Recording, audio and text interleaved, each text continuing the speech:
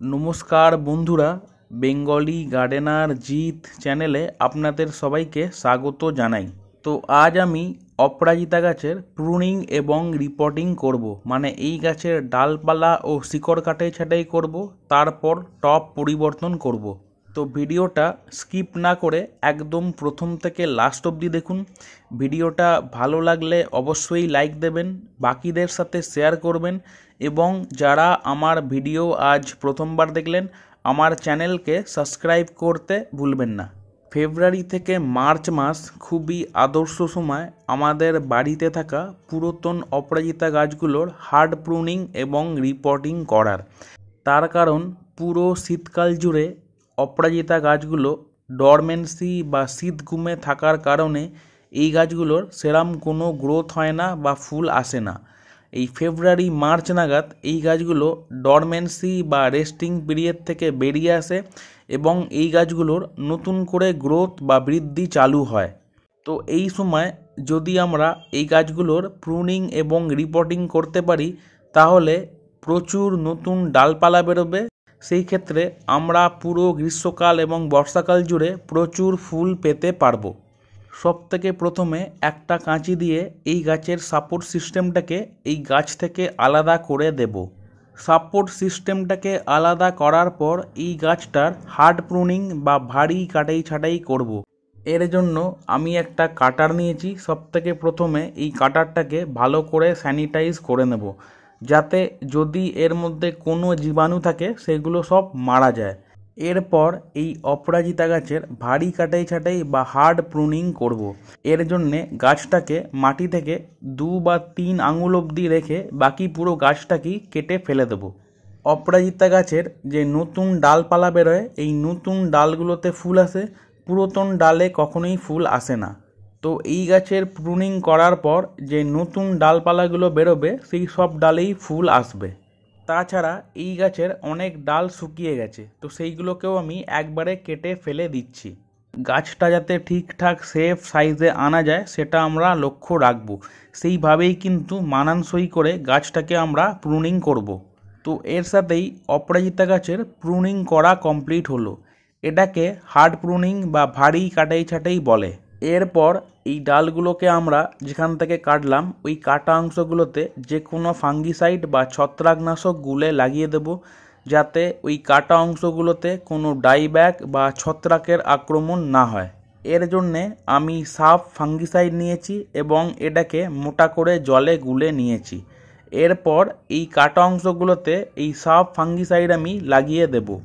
এই সাফ ফাঙ্গিসাইডের বদলে আপনারা অন্য যে কোনো ফাঙ্গিসাইড ব্যবহার করতে পারেন এবং কোনো ফাঙ্গিসাইড না থাকলে নর্মাল হলুদকে জলে গুলে এই কাটা অংশগুলোতে অবশ্যই লাগিয়ে দিতে হবে।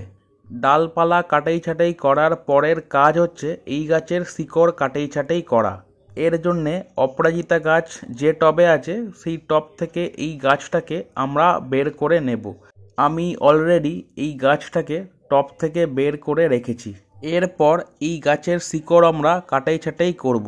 মাটির চারপাশে যদি রুট বাউন্ড হয়ে গিয়ে থাকে বা টবের নিচে যদি রুট বাউন্ড হয়ে গিয়ে থাকে এই শিকড়গুলোকে আমাদের কেটে ফেলে দিতে হবে। তার কারণ নতুন যে শিকড়গুলো বেরোবে সেইগুলো আরও ভালো খাবার সংগ্রহ করতে পারবে, সেই ক্ষেত্রে গাছের গ্রোথ বা বৃদ্ধি আরও ভালো হবে। মাটির চারপাশে যে শিকড়গুলো জমাট বেঁধে গেছে বা রুট বাউন্ড হয়ে গেছে ওই শিকড়গুলোকে আমরা কেটে ফেলে দেব। মাটির নিচের দিকে যদি শিকড়গুলো জমাট বেঁধে গিয়ে থাকে ওই শিকড়গুলোকে আমরা কেটে পরিষ্কার করে দেব। গাছের একদম গোড়ার কাছে যে শিকড়গুলো থাকবে ওই শিকড়গুলোকে আমরা কোনোভাবেই কাটবো না। তো এর সাথেই দেখুন অপরাজিতা গাছের শিকড় কাটাই ছাঁটাই করা কমপ্লিট হলো।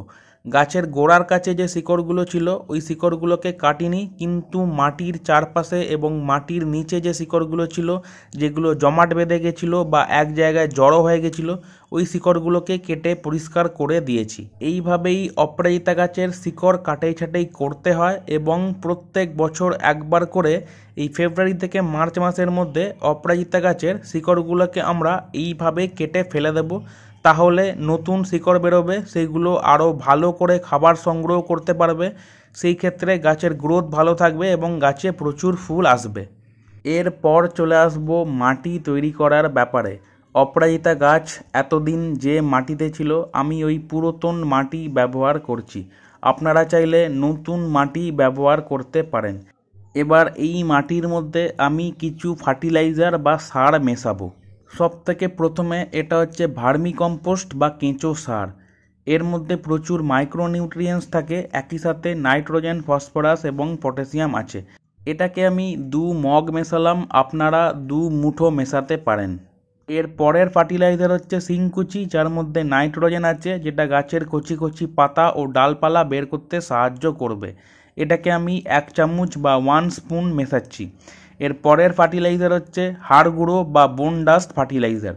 এর মধ্যে ফসফরাস আছে, যেটা গাছের নতুন শিকড় বের করতে সাহায্য করবে। এটাকেও আমি 1 চামচ বা 1 স্পুন মেশালাম। এরপর এই মাটির সাথে এই ফার্টিলাইজারগুলোকে ভালো করে মিশিয়ে নেব। মেশানো হয়ে যাবার পর আমরা এই মাটিটাকে টবের মধ্যে ভর্তি করে দেব। ভার্মি কম্পোস্ট না থাকলে এর বদলে আপনারা গোবর সার ব্যবহার করতে পারেন, এবং এই হাড় গুঁড়ো শিংকুচি না থাকলে এর বদলে সরিষার খোল বা মাস্টার্ড কেক ফার্টিলাইজার ব্যবহার করতে পারেন। এরপর চলে আসবো টব নির্বাচন করার ব্যাপারে। আমার অপরাজিতা গাছ যে টবে ছিল আমি ওই একই টবে এই গাছটাকে বসাবো। আমার গাছটা 8 ইঞ্চি টবে ছিল, আপনারা চাইলে 8 ইঞ্চি, 10 ইঞ্চি, 12 ইঞ্চি এই টবগুলোতে অপরাজিতা গাছ করতে পারেন। গাছ বসানোর আগে টবের নিচে একটা ভালো ড্রেনেজ সিস্টেম তৈরি করতে হবে। আমি অলরেডি একটা ড্রেনেজ সিস্টেম তৈরি করে রেখেছি। এরপর এতক্ষণ যে মাটিটাকে তৈরি করলাম ওই মাটিটাকে আমরা টবের মধ্যে ভর্তি করব। টবের অর্ধেকটা মাটি ভর্তি করার পর আমরা গাছটাকে বসিয়ে দেখব গাছটা একদম মাঝখানে বসছে কিনা। গাছটা একদম মাঝখানে বসে গেলে আমরা টবের বাকি অংশে মাটি ভর্তি করে দেব। মাটিটাকে আমরা ভালো করে চেপে চেপে ভর্তি করব যাতে কোনো গ্যাপ না থাকে। এর সাথেই অপরাজিতা গাছের রিপোর্টিং করা কমপ্লিট হলো। টবটাকে আমি পুরোপুরি মাটি দিয়ে ভরিনি, টবের ওপরকার অংশটাকে আমি একটু খালি রেখেছি যাতে আমি যখন গাছের টবে জল দেব জলটা উপচে পড়ে না যায়। এর পরের কাজ হচ্ছে টব ভর্তি করে ভালো করে জল দেওয়া।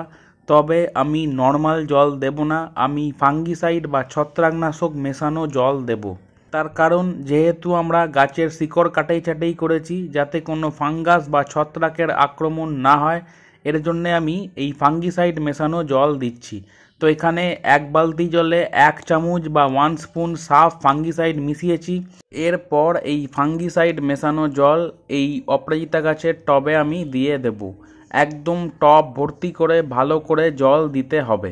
এর সাথেই অপরাজিতা গাছের প্রুনিং এবং রিপোর্টিং করা কমপ্লিট হলো। এই প্রুনিং এবং রিপোর্টিং করার পর আগামী 6 থেকে 7 দিন গাছটাকে পুরোপুরি শেড বা ছায়াযুক্ত জায়গায় রাখতে হবে। যখন থেকে গাছে নতুন ডালপালা বের হতে শুরু হবে তখন থেকে আমরা গাছটাকে আস্তে আস্তে সেমি শেডে বার করব। পরবর্তী সময় একদম ফুল সানলাইটে বার করে দেব। এই কদিন দরকার অনুসারে জল দিতে হবে, এর বাইরে আর কোনো পরিচর্যা করার দরকার নেই। অপরাজিতা গাছের প্রুনিং এবং রিপোর্টিং করার 15 দিন পর দেখুন এই গাছে প্রচুর নতুন ডালপালা বের হতে শুরু করেছে। এই গাছটাকে আমি এখন পুরোপুরি ওপেনে বা ফুল সানলাইটে বের করে দিয়েছি। অপরাজিতা গাছের যে নতুন ডালপালা বেরোয় সেইগুলোতেই ফুল হয়, তো এই গাছে যত নতুন ডালপালা বেরোচ্ছে এই সবকটাতেই প্রচুর ফুল আসবে। তো এই ছিল অপরাজিতা গাছের প্রুনিং এবং রিপোর্টিং। ভিডিওটা ভালো লাগলে অবশ্যই লাইক দেবেন, বাকিদের সাথে শেয়ার করবেন, এবং যারা আমার ভিডিও আজ প্রথমবার দেখলেন আমার চ্যানেলকে সাবস্ক্রাইব করতে ভুলবেন না। তো আজকের ভিডিওটা এখান অবধিই রইল, দেখা হবে এর পরের ভিডিওতে।